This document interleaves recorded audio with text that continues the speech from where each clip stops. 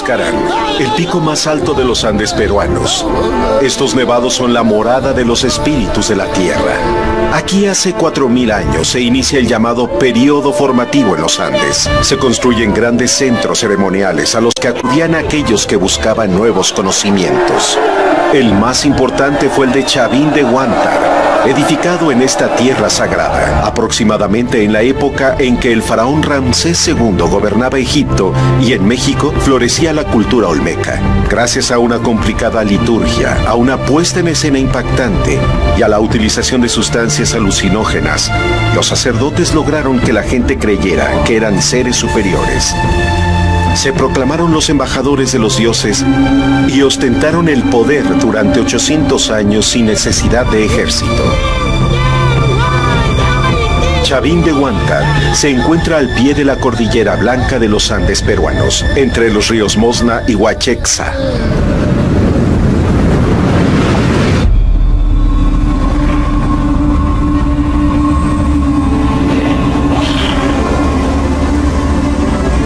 Chavín de Huántar, la Roma de los Andes.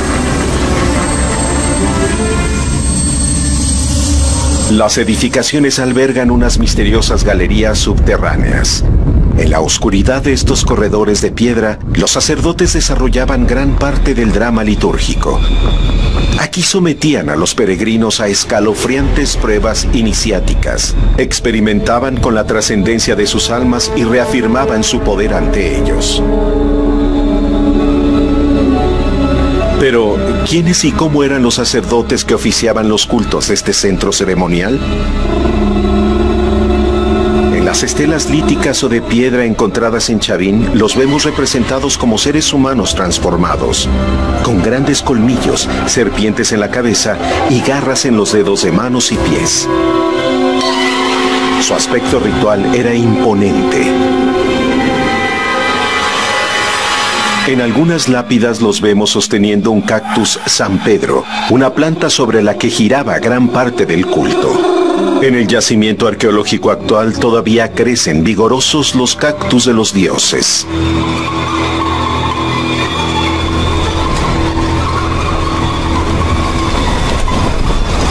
El cactus San Pedro tenía un carácter sagrado.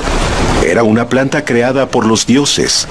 Los hombres que ingerían su jugo encontraban el camino cósmico que llegaba hasta ellos. Los sacerdotes realizaban el ritual de la preparación del San Pedro. Estaban considerados como seres superiores porque trascendían al otro mundo y traían las noticias de los dioses.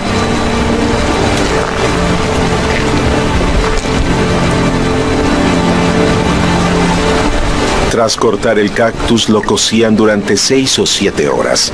Al filtrar el líquido resultante obtenían la mescalina, el alcaloide visionario que ingerían en el culto religioso. Al principio la mescalina provoca somnolencia, después una gran visión, un esclarecimiento de todas las facultades. Entonces sobreviene la separación, la sensación de proyectarse a través del tiempo y la materia.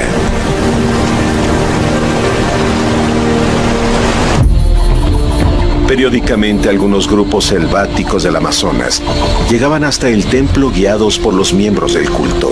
Traían pieles, plumas, animales exóticos y lo más importante, habas de yopo y cortezas de virola con las que preparaban partículas alucinógenas.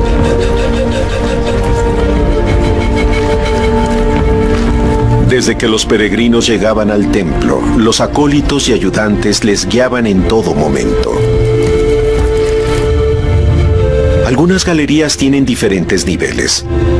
Otras son angostas y lúgubres. El silencio es absoluto. Los enormes muros de roca las aíslan del exterior. Un estrecho pasillo conduce hasta la más importante de todas, la Cámara de Lanzón, un monolito de granito blanco de unos 4 metros de altura que representa a un ser extraordinario. Muchos creen que el Lanzón representa a un dios antropomorfizado. Pero pienso que es igual de probable, o quizá más probable, que de hecho representa a una persona que ha sido transformada por la incorporación de los elementos y animales feroces. esto se conformaría estrechamente a la idea en Chavin de que hay ciertos humanos que tienen acceso directo al poder y a los dioses. El naturalista italiano Antonio Raimondi fue el primer científico europeo que exploró los restos arqueológicos de Chavin de Huanta. Llegó hacia 1860 y quedó fascinado. El monumento estaba semienterrado y en muy malas condiciones, pero pudo penetrar en algunos pasadizos subterráneos. Cuando la tenue luz de su antorcha iluminó los rasgos felinos del insólito lanzón, se dio cuenta de lo importante que debió ser esa estancia en su época.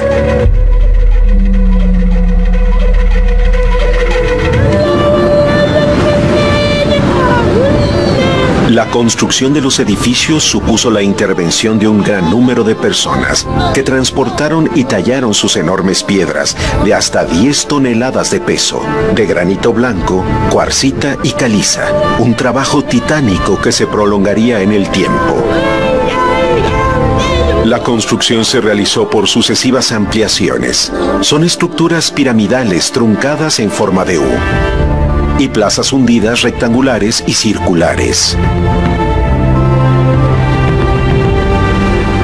Construían a partir de un relleno sólido compuesto por arcilla y pedruscos al que adjuntaban los muros de piedra tallada. Levantaban las paredes con grandes piedras rodeadas de otras mucho más pequeñas y planas para ganar estabilidad. Las unían con una argamasa de arcilla y cascajos planos y puntiagudos que no mermaba cuando se secaba. Hay pequeñas ventanas que comunican las galerías entre sí, enfrentadas a conductos de ventilación que llegan hasta el exterior. La galería más ancha es la llamada de doble ménsula. Gracias a la sustentación del techo sobre dos grandes piedras, el corredor podía ser más amplio.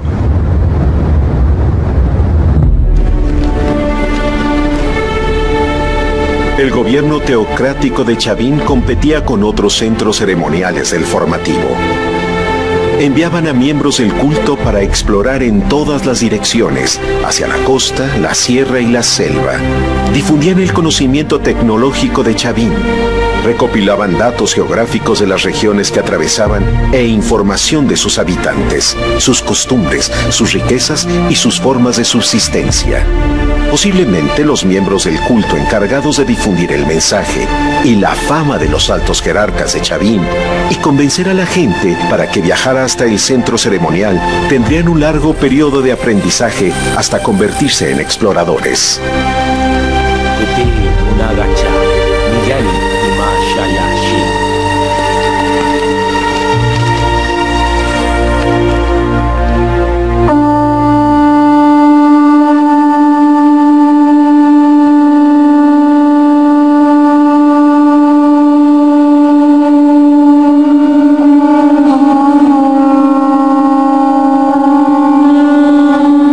Los sacerdotes se presentaban periódicamente ante los peregrinos que habían llegado a la plaza mayor del templo. Iban ataviados con los ornamentos que los distinguían como seres extraordinarios. Era una estudiada puesta en escena para causar el mayor impacto posible. Más tarde, bajo los efectos de las sustancias visionarias que ingerían, los peregrinos se sometían al control de los miembros del culto, que en todo momento conducían e inducían sus visiones. Cada galería tiene un diseño propio.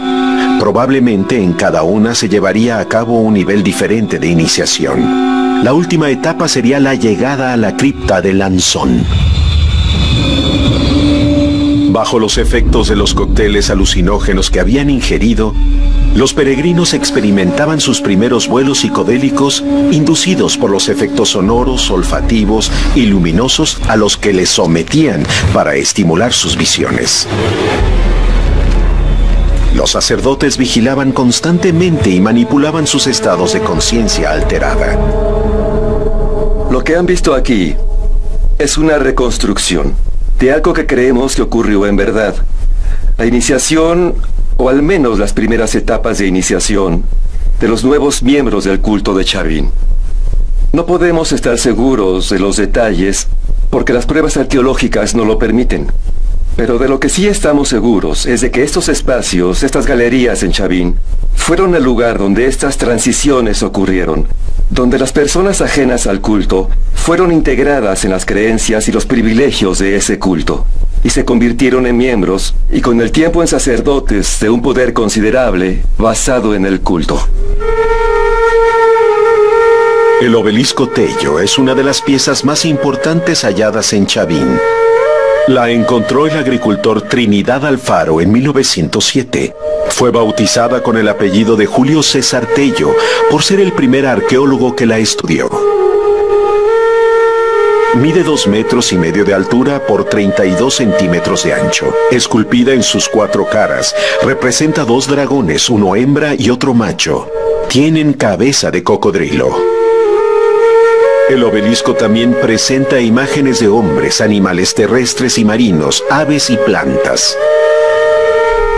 Mi hipótesis es que el obelisco Tello está representando un personaje Liviac, es decir, la divinidad. Esta Liviac es la que genera el trueno, es la que genera las grandes tempestades, que baja de las alturas y es temida y temible, que está asociada al mar, está asociada a las plantas, está asociada a los animales, y a lo largo del obelisco lo que se hace es representar todo esto.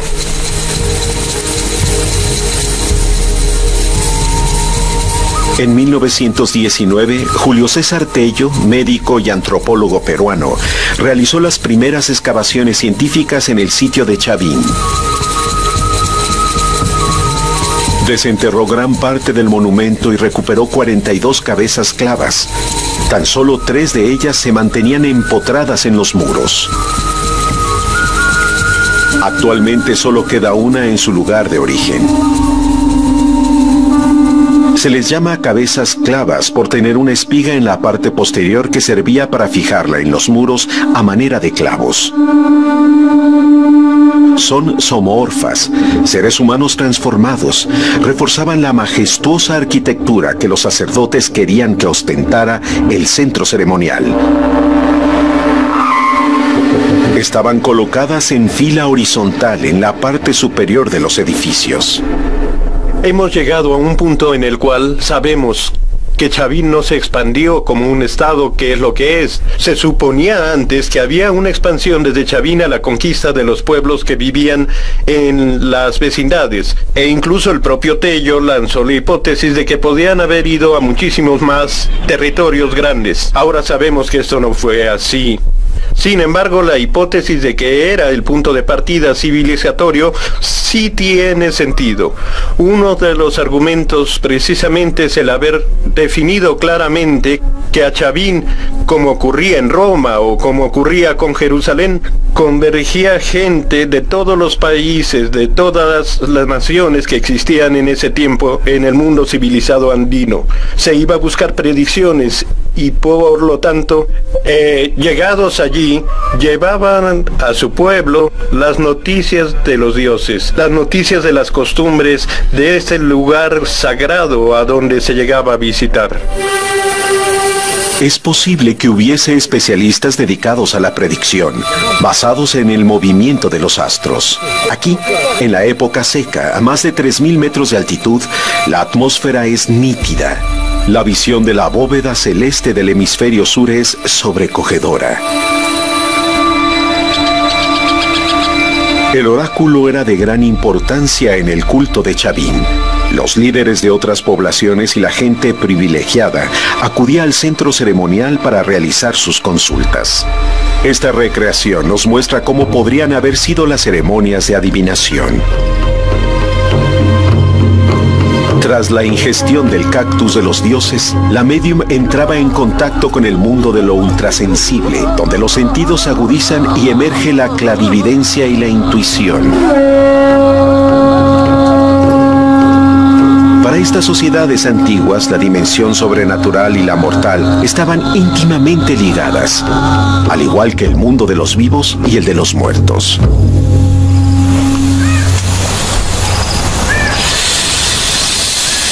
La pitonisa sometía a la liturgia específica del ritual a los que solicitaban sus predicciones.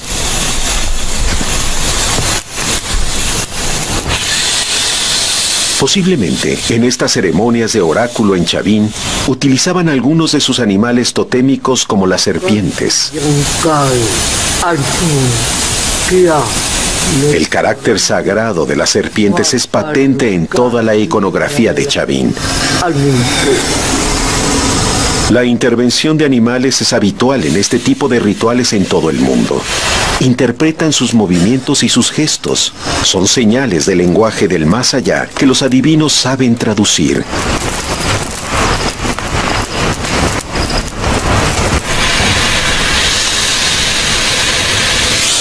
Todos seguían con detalle los gestos de la pitonisa. Su lenguaje manual de símbolos descifraba lo que querían comunicar los espíritus a través de los movimientos que realizaban los reptiles.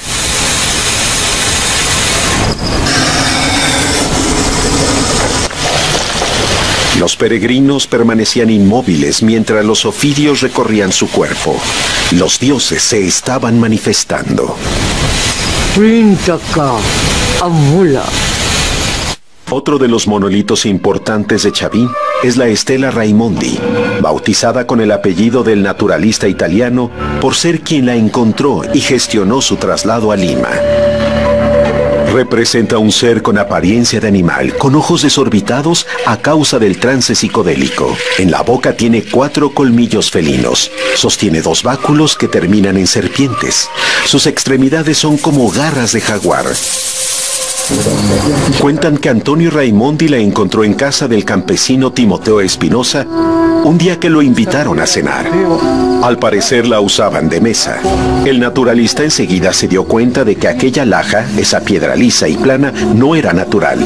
Le dieron la vuelta y efectivamente era una joya de la cultura Chavin. Después de 13 años de su descubrimiento, la Estela Raimondi llega a Lima, en la capital. Esta pieza es incorporada al Museo Nacional y a partir de ella, los peruanos, por primera vez, conectan con su pasado prehispánico, haciendo de esta pieza la piedra fundacional de la República. Con la aparición de centros ceremoniales del período formativo, las sociedades hasta entonces igualitarias del arcaico, en las que había una escasa división social, se jerarquizan de forma más pronunciada. Surge una clase dominante de sacerdotes y especialistas y comienza la desigualdad.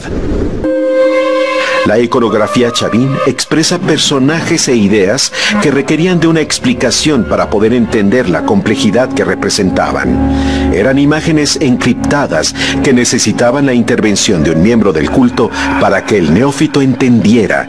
Era un lenguaje ritual que separaba a los que conocían los secretos de los dioses y a los que no. Hay elementos que siempre están presentes como los ojos desorbitados, que aluden a los trances estáticos, los colmillos felinos, las serpientes y las garras.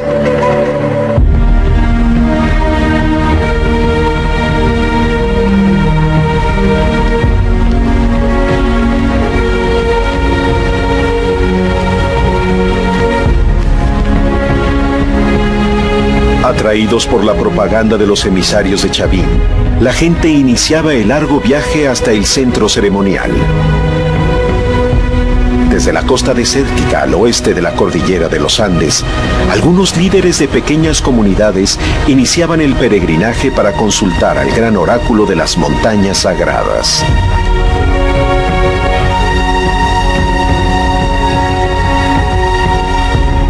Atravesar la Cordillera Blanca, a pesar de ir guiados por los miembros del culto de Chavin, constituía una verdadera aventura. El viaje tenía un sentido iniciático. Era un preámbulo que los preparaba para las experiencias psíquicas que tendrían lugar en Chavin de Huántar.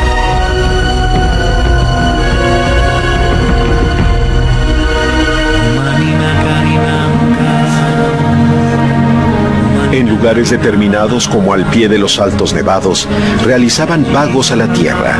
Los chavinos les enseñaban a ofrendar a los poderosos apus de las nieves para conseguir su protección.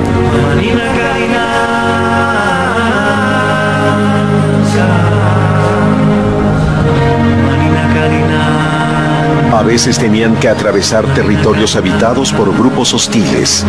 La rapidez y agilidad para franquearlos sin ser vistos era el mejor recurso que tenían para evitar encuentros peligrosos.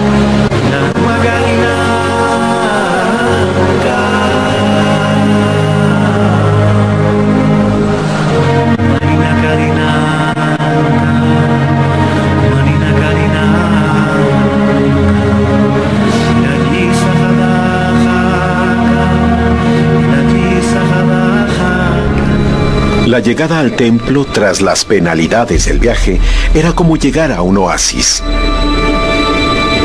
Los altos jerarcas, los miembros del templo y el culto de Chavín se nutrían gracias a las ofrendas que entregaban los peregrinos. Los sacerdotes habían elaborado una estrategia de convencimiento para reafirmar su poder. Un poder que se sustentaba en un solo dogma. Ellos eran los embajadores de los dioses, los únicos que tenían comunicación con el más allá. Los líderes de los diferentes grupos que llegaban al templo se sometían a rituales de iniciación más complejos que la gente de menor rango. La iniciación comenzaba con la ingestión del San Pedro.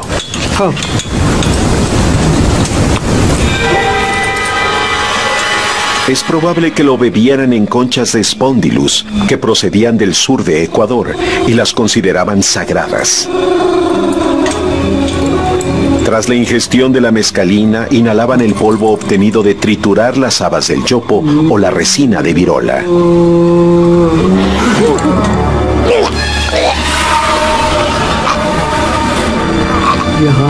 El ardor que provocaba la harina alucinógena en el interior de la mucosa nasal era terrible.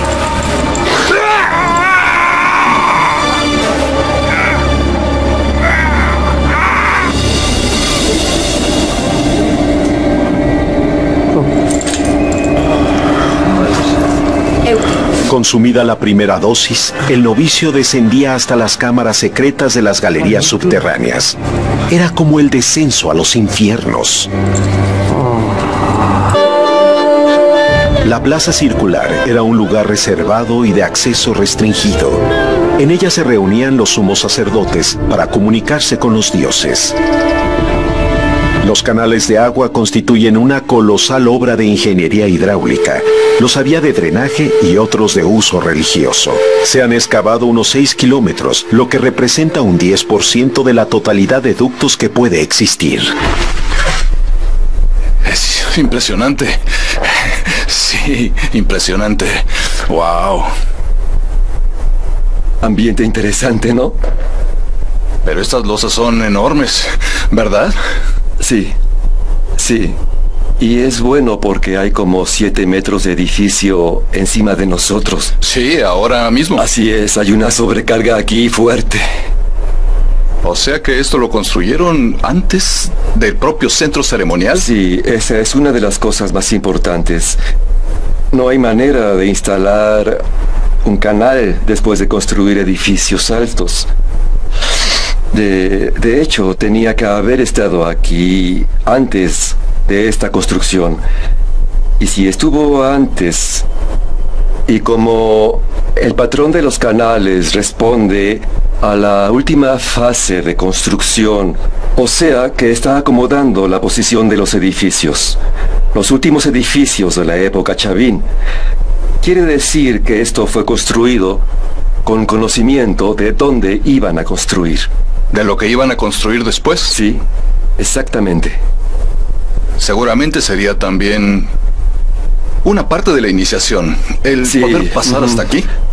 Sí, yo me imagino que quizás lo que hicieron fue meter gente en la oscuridad y decir que tenían que seguir hasta escapar del espacio. Entonces se podían imaginar sintiendo en la oscuridad la manera de continuar sin saber si había huecos profundos. Impresionante. El teatro del más allá. Sí, si esto no es del más allá, ¿qué es? Como parte de la iniciación, algunos de los peregrinos recorrían los canales de agua subterráneos. Era una prueba más que tenían que soportar, sumidos en una profunda enajenación mental y sin tener claras referencias de espacio o tiempo. Los primeros efectos de los fármacos visionarios son desagradables. Convulsiones gástricas, mareos, incluso vómitos. Después viene la pérdida del equilibrio, mientras los otros sentidos se agudizan. Luego comienzan las visiones, los saltos del mundo real a una dimensión desconocida y la vuelta a la realidad, hasta que en uno de esos saltos ya no se regresa. Hemos continuado por el canal de rocas y llegamos a esta especie de nudos donde observamos un verdadero laberinto de conductos, de canales, desniveles, de quiebros, zonas donde posiblemente podría haber excusas o trampillas. La verdad es que es una obra hidráulica conmovedora que utilizaban para manipular el agua, para crear efectos sonoros, incluso estruendos que podrían subir por estos sifones hasta la superficie y sin duda quebrarían el ánimo de los peregrinos neófitos que estarían ahí en la zona sacra. Cerca del pórtico de las Falcónidas se pueden observar los respiraderos de los profundos sifones, una especie de altavoces por los que emergía el bramido atronador del agua.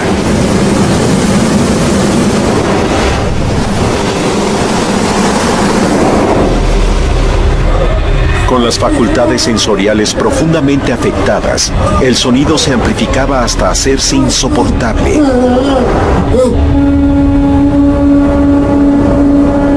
Los sacerdotes que inducían y conducían las iniciaciones siempre estaban vigilantes.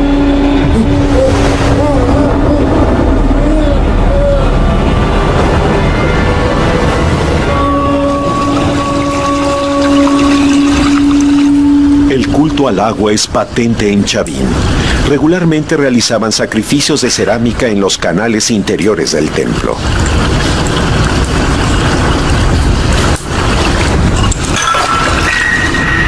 La cerámica ritual Chavín fue extraordinaria por su refinamiento y sutileza. Las vasijas eran de forma globular y con asas de diseños variados, como las de estribo terminado en pico. Los motivos decorativos de la cerámica eran abstractos. Serpientes, colmillos felinos, aves, batracios y plantas expresaban un concepto y un escenario que solo los iniciados del templo conocían. La mayoría de estas piezas, totalmente fragmentadas, fue hallada en la Galería de las Ofrendas por el Dr. Lumbreras. Las caracolas de Strombus eran muy importantes. Una vez tratadas, se convertían en pututus, uno de los principales instrumentos del culto religioso. Los pututus estaban íntimamente ligados al diseño de las galerías, que junto con los conductos de ventilación actuaban como una caja de resonancia que completaba el instrumento. Es decir, el propio templo se convertía en una especie de pabellón sonoro. Los músicos de los pututus eran hombres muy considerados, emparentados con las aves, la naturaleza y los cielos. El sonido que producían sus caracolas era la voz de los dioses. El templo se convertía en una caja de resonancia. Situados de forma estratégica, conductos especialmente diseñados transmitían el sonido al exterior.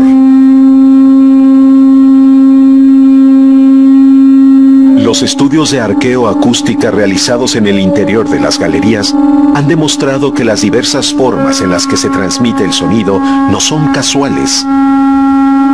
Son el resultado de un estudiado diseño arquitectónico que altera la difusión del sonido, la resonancia y el nivel acústico. ¿Este ducto da exactamente o daba la luz? E incidía directamente en el anzón. Sí. Es bien claro que este ducto tiene funciones múltiples. Entonces había una luz reflejada desde afuera, tal y como podemos hacer con esta linterna. La verdad es que da directamente a la boca del lanzón. Exactamente. Cubre del mentón hasta la frente.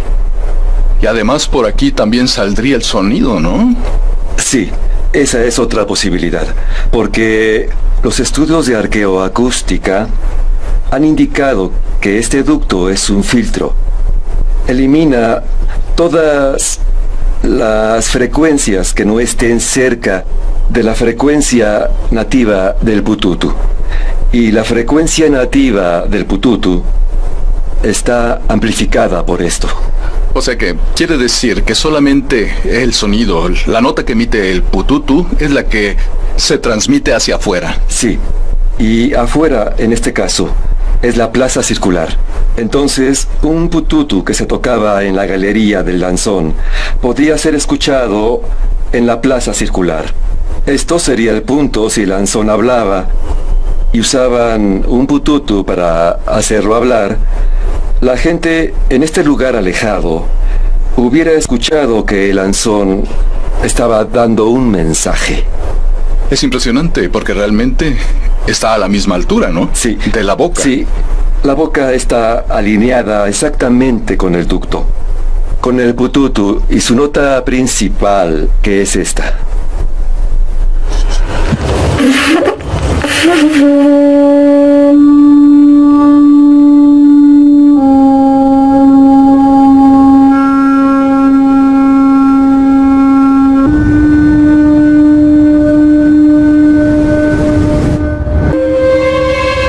Nuestro equipo técnico acopló un proyector láser en el conducto de ventilación y pudimos comprobar que estaba alineado milimétricamente con la boca del Lanzón. En Chavín, nada sucede por casualidad.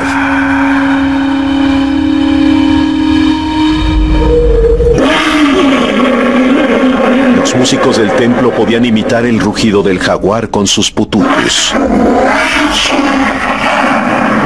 Los que permanecían en el exterior escuchaban los rugidos felinos del inframundo, mientras bebían el cactus de los dioses. Esos extraños sonidos que provenían del interior del templo los inquietaban y los incitaban a la experiencia psíquica.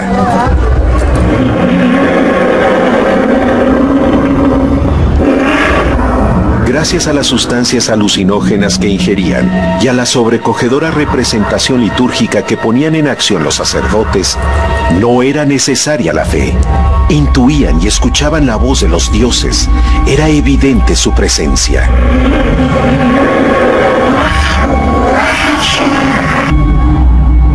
A los que se iniciaban en las galerías subterráneas, les suministraban cócteles visionarios compuestos por diferentes sustancias. Los efectos que provocaban estos sonidos en sus mentes les conducían a estados próximos al pánico. En todo momento, los miembros del culto estaban presentes, sobre todo cuando iniciaban a un líder con el que les interesaba llegar a acuerdos estratégicos.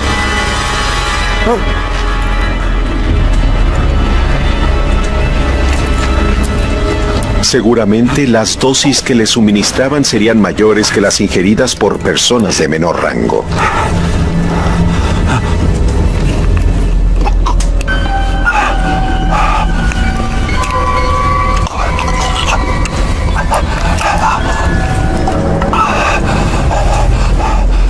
Eso conduce a la galería de las ofrendas.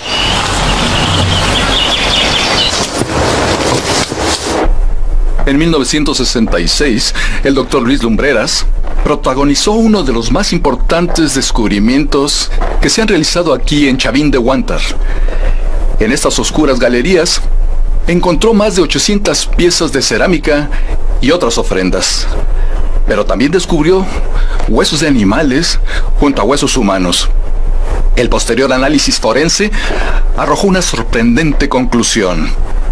Esos huesos humanos eran el resultado de la ingestión de carne humana. Aquí arriba, se había realizado un gran banquete caníbal. Nosotros separamos la cerámica de la piedra y de los huesos. Y al hacer el examen de los huesos, lo que yo hice fue entregar todo este conjunto a una arqueozoóloga. que muy poco tiempo después de entregados me devolvió un lote de ellos. Se quedó con la mayor parte de los huesos, pero había un lote que me dijo: estos no, porque estos son de seres humanos. Estos no los examino yo.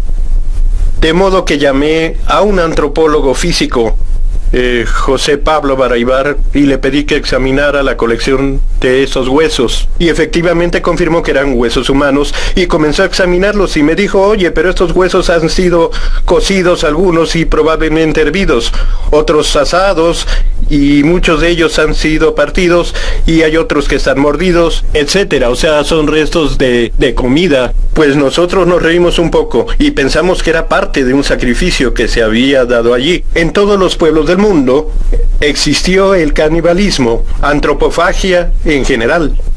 En el momento en que aparece la agricultura, ¿por qué causa? No lo sé, aparece el canibalismo. Hay evidencias que apuntan a la realización de sacrificios humanos en Chavín, aunque mucho menos masivos que en la posterior cultura moche.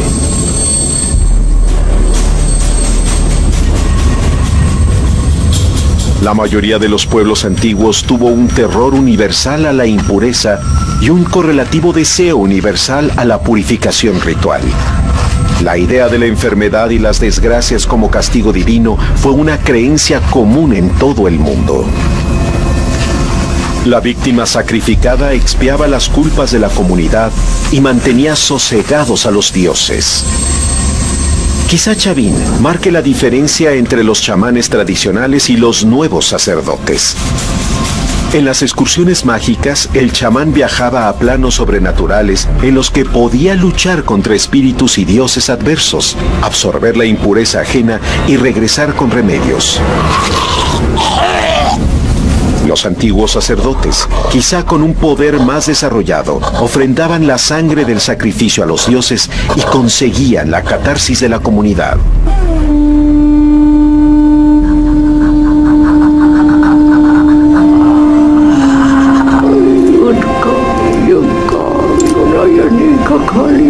No se descarta que, tras la invocación a los dioses, ungieran el lanzón con la sangre del sacrificio.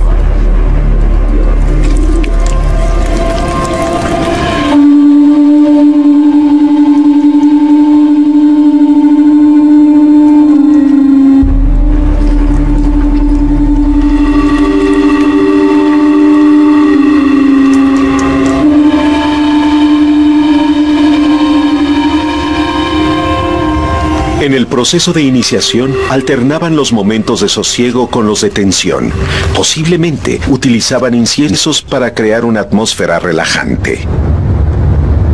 Mediante la colocación en el exterior de espejos de antracita, de los que se han encontrado muchos en las excavaciones de los ductos, reflejaban la luz solar hacia el interior, creando efectos luminosos.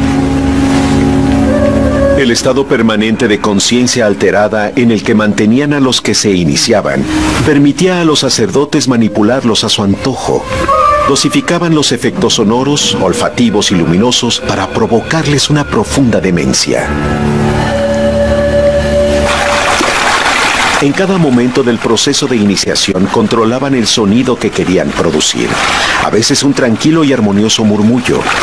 Otras un bufido ensordecedor que, mezclado con los pututus, provocaba el sobresalto de los que se iniciaban y el paso del sosiego a la tensión.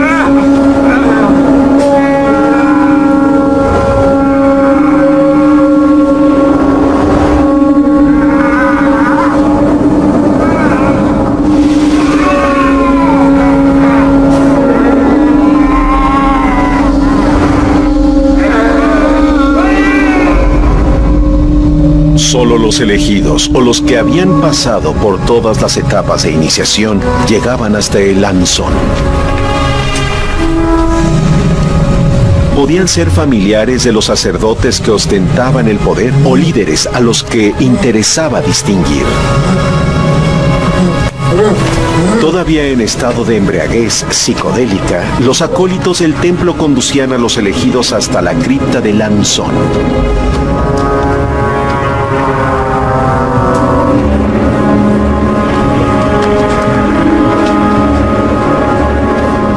caminaban absolutamente desorientados, perdidos en un caos de visiones que trastornaban sus mentes.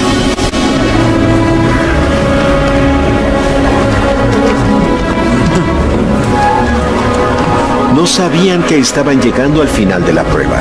Estaban a punto de renacer, de quedar marcados para toda su existencia.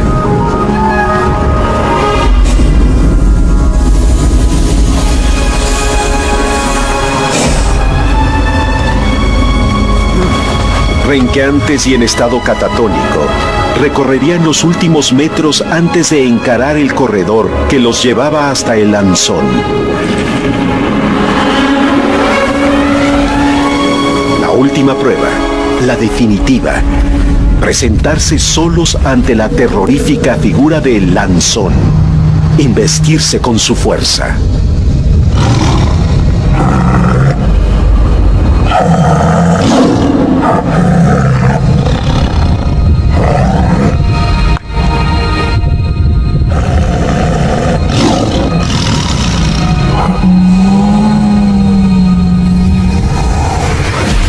La catarsis final. Nacía un nuevo ser, un nuevo hombre transformado. Ya era miembro del culto, pertenecía a la clase dominante.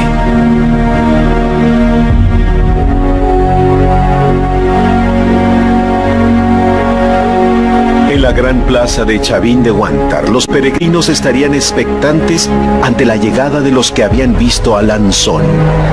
Serían presentados públicamente para reafirmar su dignidad.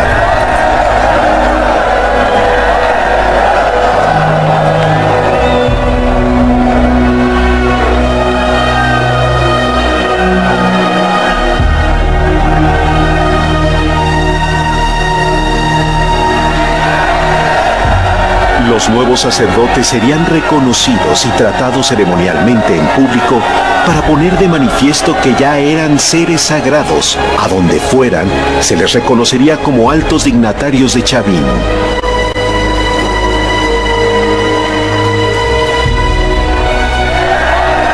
Desde la noche de los tiempos, cuando el hombre miró por primera vez el firmamento e intuyó la existencia de lo divino o de una inteligencia superior, surgieron los que se adueñaron de las llaves del más allá y comenzaron a someter el ánimo de sus semejantes.